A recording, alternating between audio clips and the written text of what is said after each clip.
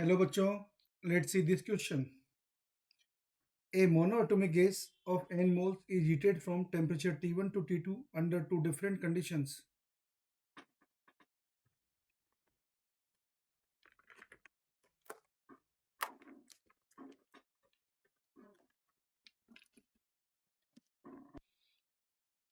A monoatomic gas of n moles is heated from temperature T1 to T2 under two different conditions. First, at constant volume, and second, at constant pressure.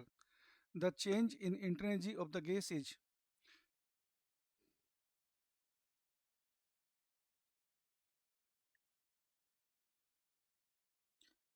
जैसा question में हमें दिया हुआ है, हमें पूछा है एक मोनोटोमिक गैस है जिसके n मोल्स है. उसे T1 टेम्परेचर से T2 टेम्परेचर तक क्या है कि हमने हीटअप किया है constant volume and constant pressure पर. चेंज इन इंटेंसिटी जब हम बताते हैं डी यू, ये हमेशा होता है N C V delta theta. तो तो प्रोसेस हमारा चाहे आइसोथर्मल प्रोसेस हो, कांस्टेंट वॉल्यूम पर हो, चाहे कांस्टेंट प्रेशर पर हो, कोई मतलब नहीं है हमारे पास.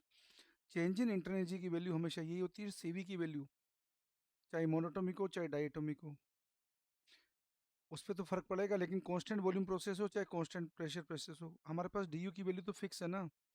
डी यू की वैल्यू फिक्स है, गैस मोनोटोमिक पे दोनों में फिक्स है, तो दोनों के लिए डी यू की वैल्यू सेम आएगी. तो हमें ऑप्शन ए में दे रखा है मोर इन वन, गलत आंसर है. ऑप्शन बी में दे रखा है मोर फॉर टू, गलत आंसर है. ऑप्शन सी में दे रखा है same in both cases, correct answer है.